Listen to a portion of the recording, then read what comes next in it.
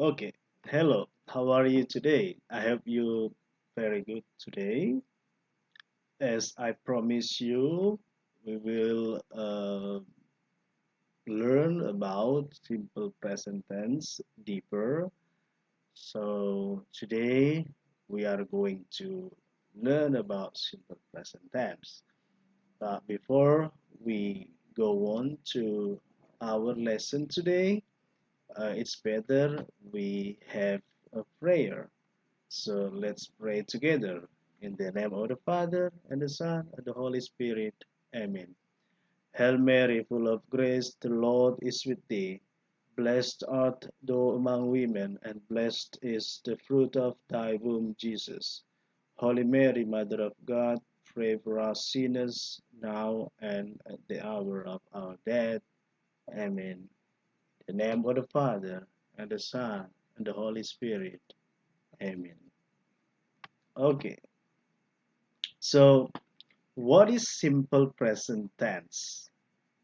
So, simple present tense itu tense yang paling simple, yang paling sederhana dalam bahasa Inggris. Jadi, kita harus tahu ini, maka perhatikan baik-baik apa yang akan saya terangkan mengenai simple present tense ini. So, for the first, uh, we have to know what is simple present tense used for. Jadi kita harus tahu untuk apa sih simple present tense ini digunakan untuk apa gitu. Oke, yang pertama, simple present tense itu digunakan untuk menceritakan. So it is used to tell, untuk menceritakan routine activity. Jadi aktivitas rutin or daily activity. Jadi apa rutinitas sehari-hari kita? Misalnya saya sebagai guru, rutinitas saya tentu mengajar, ya kan? And you as a student, your routine activity or your daily activity, ya belajar, ya kan? To study, to learn. Even teacher also learn every day, ya study every day. Oke. Kemudian apa? Selain aktivitas sehari-hari yang dilakukan secara rutin, apa itu? Simple present tense juga digunakan untuk menceritakan apa fakta-fakta atau apa general truth, apa kebenaran umum. Ya, nanti kita lihat apa saja itu kebenaran umum. Oke, contohnya, this is the example ya. I go to school every day, ya kan? I go to school every day. You also go to school every day. Ya, saya pergi, go. Kata kerjanya go ya. Pergi ke sekolah setiap hari. Oke. Okay. She goes to school every day. Dia pergi ke sekolah setiap hari. Perhatikan ada go, ada goes. Nanti kita bedah lagi. Kenapa ada go, kenapa ada goes. Oke. Okay. We move on to the next example. We go to school every day. Kita pergi ke sekolah setiap hari. Oke, kemudian ada kalimat my father is a teacher. He teaches English. Ayah saya adalah seorang guru. Dia mengajar bahasa Inggris. Oke, he di sini menggantikan my father ya. Kata ganti my father ini boleh diganti menjadi he. Oke. Kemudian the sun rises in the east. Di matahari terbit di timur. Oke. I go to school sampai ke my father atau he teaches English ini merupakan routine activity, daily activity yang dilakukan secara berulang-ulang, rutin. Ya, sedangkan the sun rises in the east merupakan general truth atau fact. Jadi faktanya memang matahari itu terbit di timur. Jadi Kalau kita mau mengatakan sesuatu fakta atau general truth dan rutinitas kita sehari-hari, atau mungkin juga boleh sekali sebulan, boleh. Tapi dia rutin setiap bulan atau sekali setahun juga boleh, yang penting dia rutin. Nah, itu semua bisa kita ceritakan menggunakan simple present tense. Oke, misalnya I go to London once a year. Saya pergi ke London sekali setahun. Boleh, yang penting dia memang sekali setahun. Nggak apa-apa. Jadi tidak hanya sehari-hari, tapi rutinitasnya ke London setiap tahun boleh, setiap bulan boleh. Oke, yang penting rutin. Oke, sekarang lihat patternnya, bagaimana polanya. Ya, dari contoh-contoh itu tadi kita boleh tahu kalau polanya adalah subjek. Lihat yang mana subjek di sini. Misalnya tadi kita ambil contoh I go to school kan.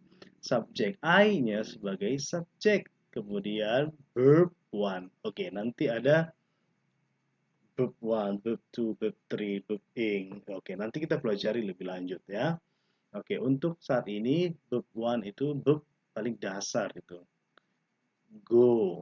Di sini ada verb, kata kerja, go, pergi. Pergi kan kata kerja. Kemudian to school, objeknya, kemana dia pergi. Atau complement. Ya, dia pergi ke sekolah, komplement ya. Keterangan tempat. Adverb of place. Oke, boleh ya. Jadi, gak harus objek juga. Boleh ada objeknya. Misalnya, I eat mangoes. Misalnya, saya makan mangga. Kapan? Boleh diterangkan juga. I eat mangoes, misalnya every day. Kalau memang dia makan mangga setiap hari. Atau I eat mangoes once a year. Ya kan? Sekali setahun. Karena mungkin musim mangganya sekali setahun. Atau jarang ada mangga, misalnya di kampung mereka. Kemudian, she goes to school. Dia pergi ke sekolah. Oke. Perhatikan ini ada perbedaan kata kerja di sini. Ada go, ada goes. Ya kan? Kita lihat nanti kenapa ini bisa beda. Oke. Sebelum kita lanjut ke situ, kita lihat dulu subjek pronoun. Kata ganti subjek. Nah, kita dalam bahasa Inggris memiliki 8 subjek pronoun. Kita ada kata ganti subjek itu 8 ya. Yang pertama itu I, saya. Itu orang pertama tunggal. You, kamu. Orang kedua tunggal. Kemudian she, dia perempuan. Ya, she kita gunakan untuk perempuan. Orang ketiga tunggal. Kemudian he, dia laki-laki. Orang ketiga tunggal. Kemudian it, dia untuk benda dan hewan. Orang ketiga tunggal juga. We artinya kita atau kami, orang pertama jamak. Oke, you, kalian, orang kedua jamak. They, mereka, orang ketiga jamak. Oke, sekarang apa sih pengertian orang pertama, orang kedua, orang ketiga ini? Oke, misalnya kalau saya bilang I go to school, saya pergi ke sekolah. Yang cerita saya tentang saya, maka I di situ orang ketiga tunggal. Sekarang saya ngomong lagi, you go to school. You go to school. Yang ngomong saya kan orang pertama tunggal. Kemudian yang saya omongkan kamu, yang mendengar saya, orang kedua. Karena yang kita bicarakan adalah kamu. Maka you go to school. You di situ orang kedua. Karena yang ngomong adalah saya kan, I. Saya ngomong tentang kamu yang mendengar saya. You. Oke. Kemudian she goes to school. Dia pergi ke sekolah saya. Dia pergi ke sekolah. Saya ngomong ke kamu tentang dia. Jadi saya yang ngomong ini orang pertama, saya ngomong ke kamu orang kedua, tapi saya ngomong tentang orang lain. she, dia, ya kan? Saya ngomong, kamu yang dengar, kita cerita tentang si dia, yang adalah orang ketiga, orang pertama, kedua, ketiga. Oke, she goes to school. Dia pergi ke sekolah, gitu ya. Jadi she, he, it itu adalah orang ketiga tunggal. Oke, we, orang pertama jamak. Kenapa orang pertama jamak? Kalau saya bilang we, berarti saya ikut di dalam kan, kami atau kita. Saya ada orang saya di dalamnya juga. Kalau saya bilang we go to school, kami pergi ke sekolah, berarti saya juga bagian dari kami itu. Dan ada orang lain di situ, tidak hanya saya, tapi ada dua atau lebih. Ya kan, maka dia disebut orang pertama jamak karena saya ada di situ, orang pertama yang ngomong. Tapi tidak hanya saya yang di situ, ada orang lain, maka jamak. Ya, lebih dari satu. You, kalian, orang kedua jamak. Kalian ya. Jadi beda you yang pertama tadi, you di sini kamu dengan you di sini kalian. Ya, berarti you orang kedua tapi jamak. Itu bedanya. Tunggal dan jamak. Oke, they mereka. Saya cerita ke kamu. They go to school. Mereka pergi ke sekolah. Berarti saya cerita ke kamu tentang mereka. Jadi orang ketiga jamak. Mereka itu kan lebih dari satu kan? Bukan tunggal. Mereka berarti ada mungkin dua, tiga, atau lebih dari situ. Mereka. Jadi orang ketiga jamak. Oke, saya harap ini jelas ya. Oke, sekarang kita kembali ke sini. Jadi, kenapa she goes di sini? Ada es, penambahan es. Ya kan? Sedangkan di sini tidak ada. Maka, lihat. Kalau dia subjeknya, ini subjeknya tadi, subjek pronoun ini, kalau dia subjeknya orang ketiga tunggal, ya kan? She ini boleh saya Maria, saya bilang kan Maria, ya kan? Maria goes to school. Maria pergi ke sekolah. Jadi kita kan sedang cerita si Maria. Kalau kita ganti si Maria ini menjadi subjek pronoun, kata ganti subjeknya, kita ganti Maria menjadi she. Karena apa? Jadi she bukan he, karena Maria ini adalah perempuan. Jadi dia atau Maria, she atau Maria goes to school. Nah, kalau kalimatnya menggunakan subjek orang ketiga tunggal ini, she, he, it ini, maka kata kerjanya, verb-nya ini, go-nya tadi ini, mengalami penambahan s atau es. Dalam kasus ini menjadi goes. Ya. Misalnya, boleh juga, oke, wait, kita coba dulu ya, yang lain misalnya. Boleh, oke, wait.